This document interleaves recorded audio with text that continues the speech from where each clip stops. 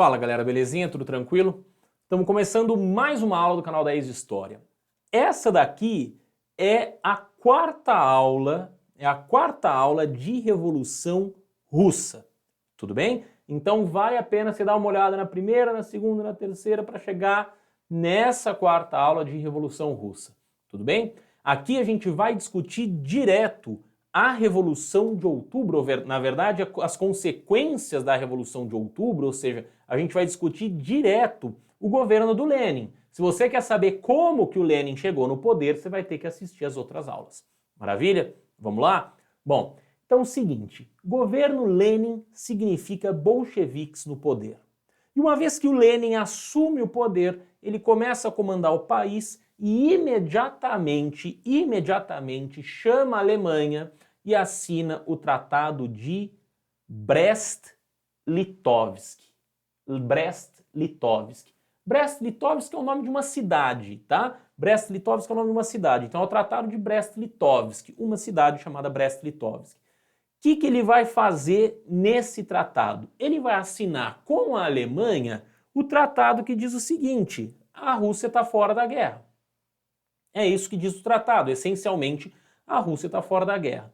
Só que eu tenho um problema. A Rússia está apanhando da Alemanha, do Império Austro-Húngaro. Então, quando ele chama a Alemanha para assinar o tratado e dizer que a Rússia está fora, a Alemanha olha para a Rússia e fala: pô, mas peraí, tá tão gostoso te bater, acho que não é melhor, não me convém que você saia da guerra agora, vamos continuar. E aí, a Rússia vai ter que fazer o seguinte: opa, vamos assinar, o que você quer? Daí a Alemanha fala: agora sim. Aí a Alemanha vai falar: olha, eu quero a Polônia, a Finlândia, a Lituânia, a Letônia e a Estônia. Eu quero todos esses territórios. E a Rússia vai ter que entregar. Então a Rússia entrega, o Lenin entrega para a Alemanha e sai da guerra. Em troca disso, sai da guerra. Só que saiu da guerra perdendo território, mas tá tudo bem, porque tem um monte de território. O povo russo estava desesperado para sair da guerra, então saiu, conseguiu o que queria. Segunda medida do Lenin: reforma agrária. Vamos distribuir terras, vamos mudar a relação com o campo, vamos mudar a relação de propriedade. Reforma agrária. Observa que lá na França, a reforma agrária já tinha sido feita durante a Revolução Francesa. Só vai ser feita agora, aqui no começo do século XX, 1917, dentro da União Soviética. Ou melhor, dentro da Rússia, que ainda não é União Soviética. Depois, vai nacionalizar as empresas. Lembra? A Rússia tinha um monte de empresas estrangeiras. Agora essas empresas são nacionais, são do Estado. E vai dar aos sovietes o controle das fábricas, ou seja, o povo, os operários vão administrar as próprias fábricas. As fábricas vão passar a pertencer à União Soviética, à Rússia. As fábricas vão passar a pertencer à Rússia, mas quem administra são os operários. Por fim, os sovietes, ou melhor, os socialistas, os bolcheviques, vão chamar a família real e vão assassinar a família real. Vão fuzilar a família real. Por que fuzila a família real? Nós vamos fuzilar a família real porque eu não quero que tenha a chance de alguém invadir a Rússia para desfazer a revolução e colocar a família real de volta no poder. Aconteceu a mesma coisa na Alemanha, na França. Lembra? Primeira, segunda, terceira, quarta, quinta, sexta coligação contra a França. Lembra das coligações?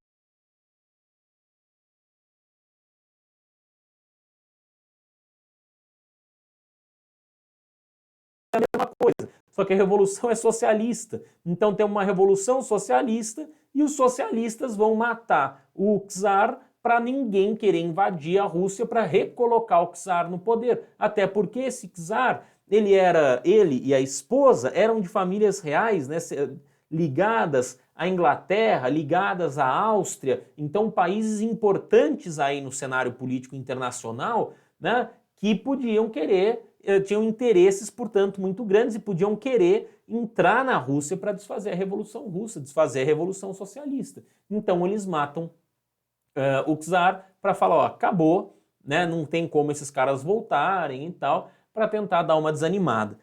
Mas nem isso desanima a possibilidade, nem isso desanima os governos estrangeiros, as potências estrangeiras. Nós vamos passar por um período terrível de guerra civil dentro da Rússia. Só que o Lenin foi muito esperto.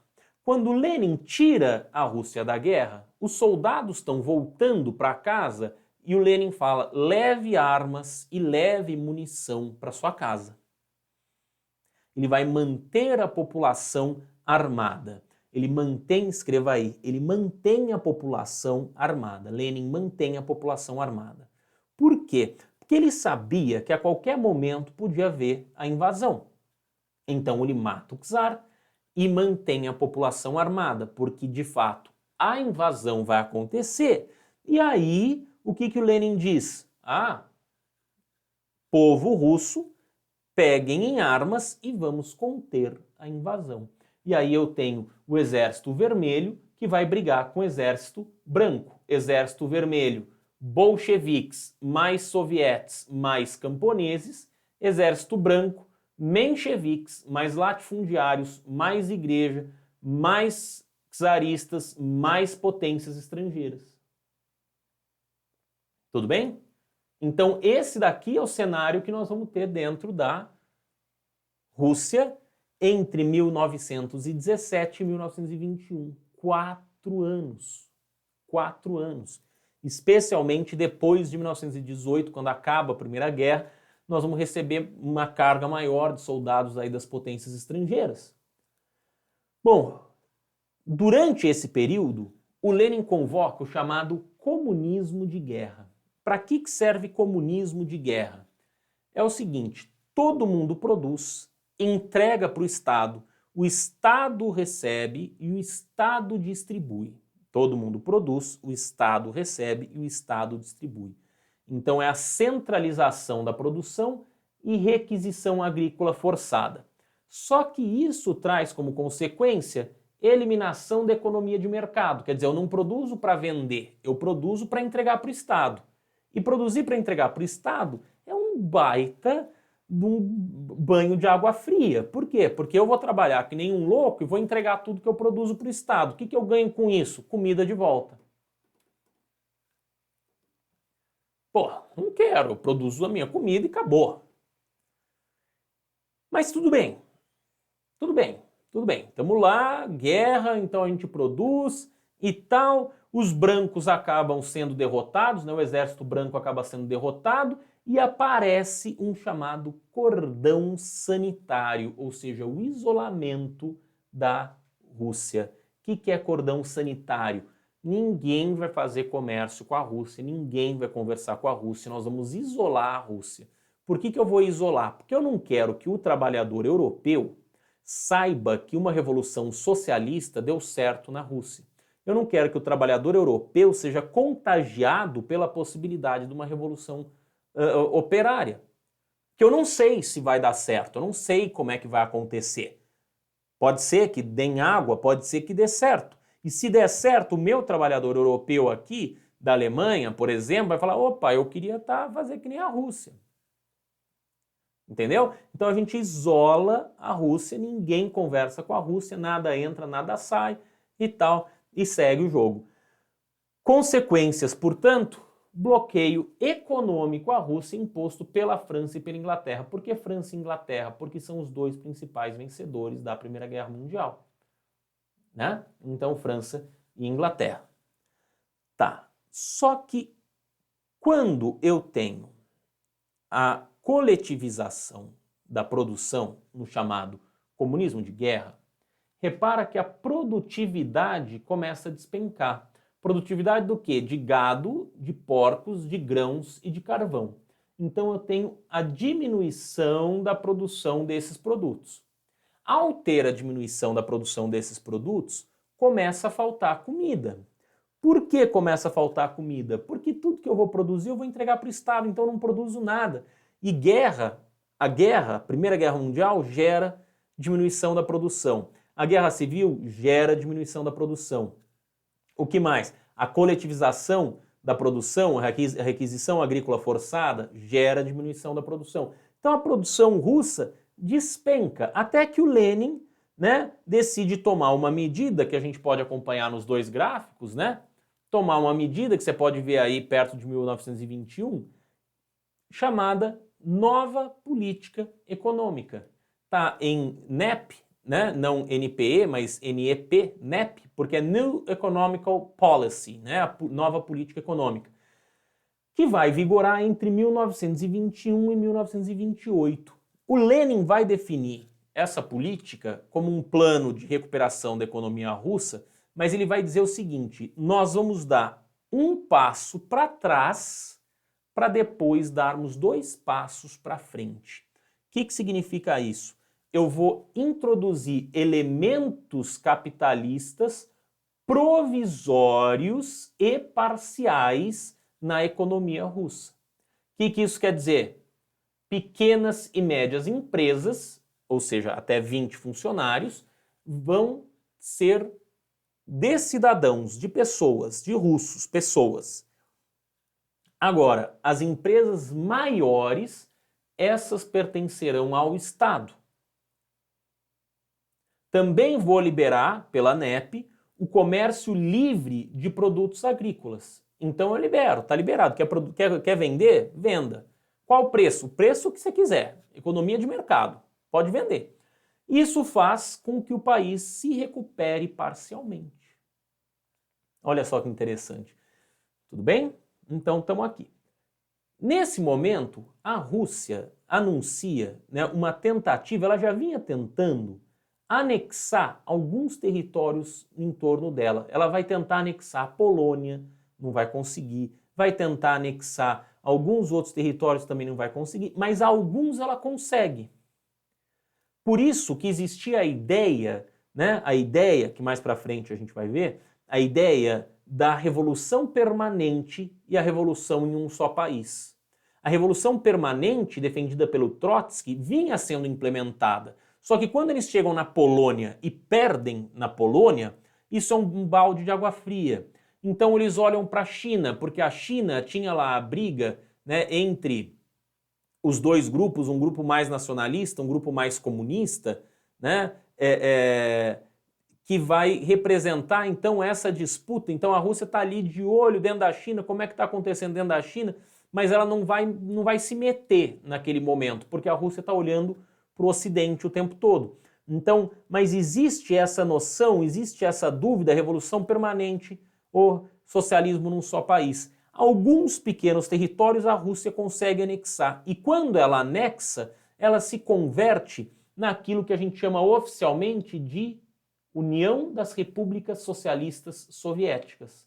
Então, só em 1922, né, 5 anos depois da Revolução Russa, é que a gente pode falar da União das Repúblicas Socialistas Soviéticas. Tá? Esse é o significado. União, porque são diversas, né, repúblicas socialistas soviéticas, né, que operam dentro da lógica dos sovietes. Por isso que vem o URSS, tá certo?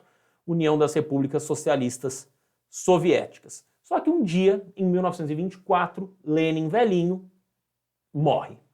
E com a morte do Lenin, a gente vai ter uma disputa dentro do país, dentro do partido, dentro do socialismo, dentro de tudo. Qual que é a disputa?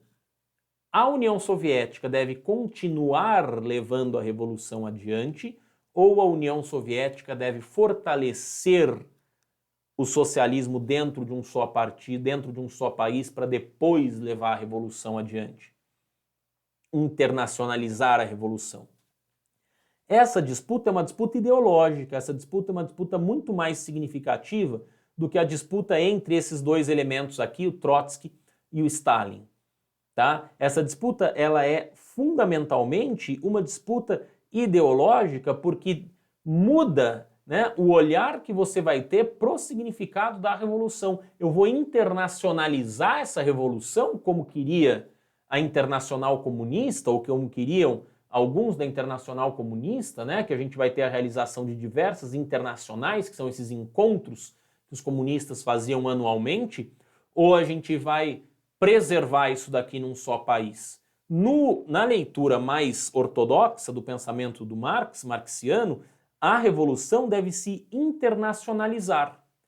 Então, mais do que uma disputa de poder, é uma disputa de visão de mundo mesmo, tá? Então, por isso, a disputa entre o Trotsky e o Stalin é uma disputa incrivelmente tensa, tão tensa que quando o Trotsky perde e o Stalin vence, a gente começa uma nova forma de socialismo que não tem a ver com o leninismo, que não tem a ver com o que vinha sendo feito pelo Lenin.